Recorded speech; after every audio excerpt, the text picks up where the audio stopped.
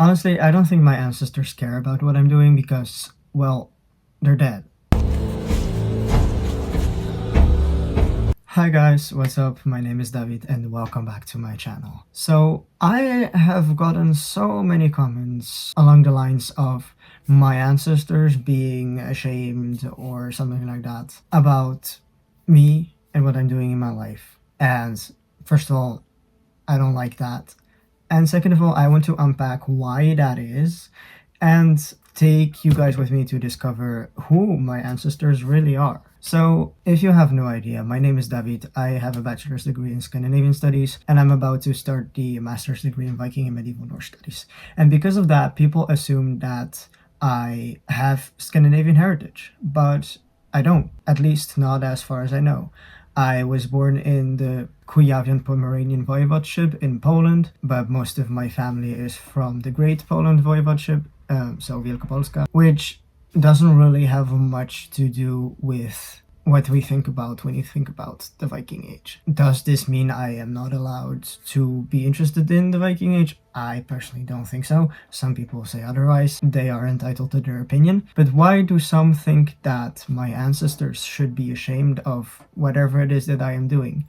So when they say this, they usually target my queerness because they see my channel name or they see how I look like, what I talk about, and they think that my ancestors should be ashamed of their progenitor being queer. Which I find strange because it's not like queer people suddenly spawned in this generation. Queer people have always existed, just not as openly as some are able to today.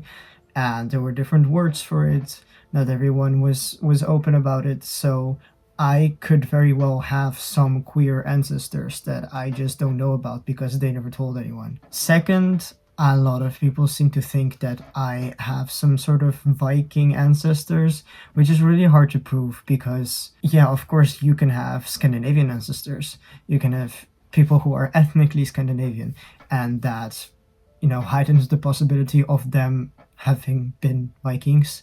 But unless you can trace your heritage to a specific historical person that is proven to have gone on Viking voyages during the Viking Age, you can really never be sure whether you had Viking ancestors. And then yet another thing that keeps being brought up is my pagan ancestors. But I am from Poland, so all my closest ancestors, being like my grandma, my great grandparents, my great great grandparents, etc., were all Catholic Christian.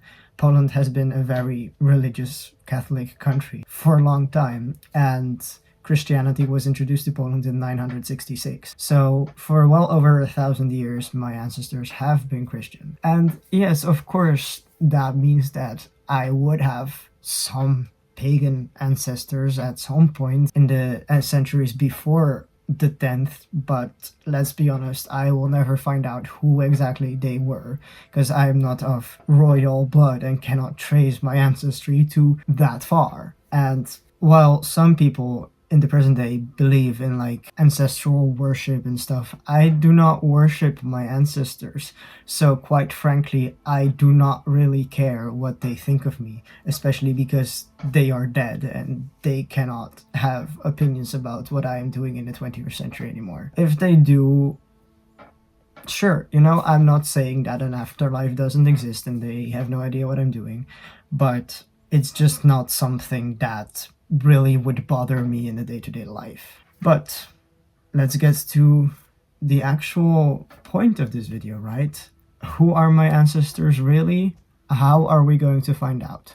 Well, my mother actually does genealogical research, so we have a family tree where I can trace my ancestry up to like the 18th century because my family was pretty well off, so they're all documented, even if that part of Poland at the time was part of the Prussian Empire, or because of it, because they documented everyone very well.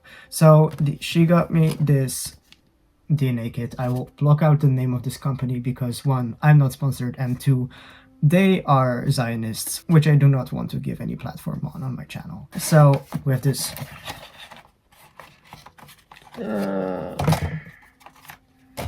box with a fluid and a swab. And now what I'm going to do is take the swab, put it in my mouth, and move it around for 60 seconds. And then I have to put the swab into the fluid, close the bottle with the fluid, put it in an envelope, and send it to them to get tested. Now, yes, you might say, but then they'll have all your data and blah, blah, blah. If they wanted to have my DNA, the only thing they have to do is like take my hair or take my spit or take a flake of my skin. So I'd rather give my own genetic information with my own consent. And it's only dangerous when you are a criminal and having DNA in a lab that matches DNA found on a crime site. That would be a problem. But I'm not planning on murdering anyone, so I'll be safe. But well, let's get to it, shall we? Okay, this is gonna look disgusting, but here we go. There's the swab. And then I'll have to turn it around for 60 seconds in my mouth.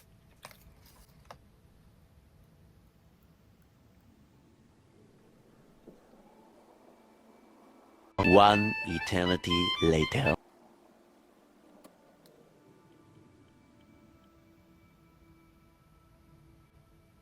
Okay. Then we take the vial, open it, and then we put this inside. Then we have to break it off and close this container. And there we have it, my DNA. Now we just have to put it in a bag. Oh, it says biohazard, so cool. And we're done. And now I just have to send it to the testing center in Germany and I'll get my results. So as you may know, if you've done this, it will take a while. So you won't hear my results just yet. I will probably already be on Iceland while I get them in. But I want to restate why I'm doing this. So first of all, I think it's interesting to know where exactly I come from.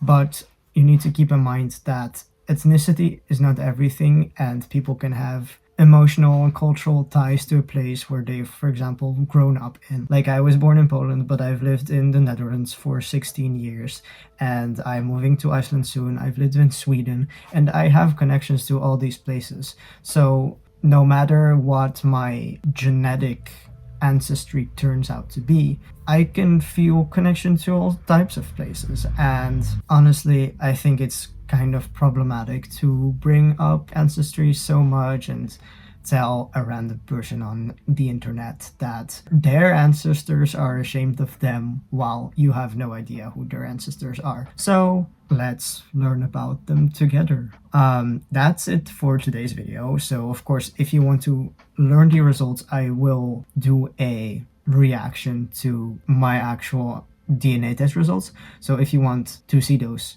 then please subscribe to my channel, turn on your notifications, and you'll be the first one to know when that video will be up. And if you want to look at any of my other videos in the meantime, please do so. I have a wide range of topics, from Viking related stuff to queer related stuff, sometimes in combination, sometimes apart. And I hope you enjoyed my little rant now, and let's wait for the results together. Bye bye.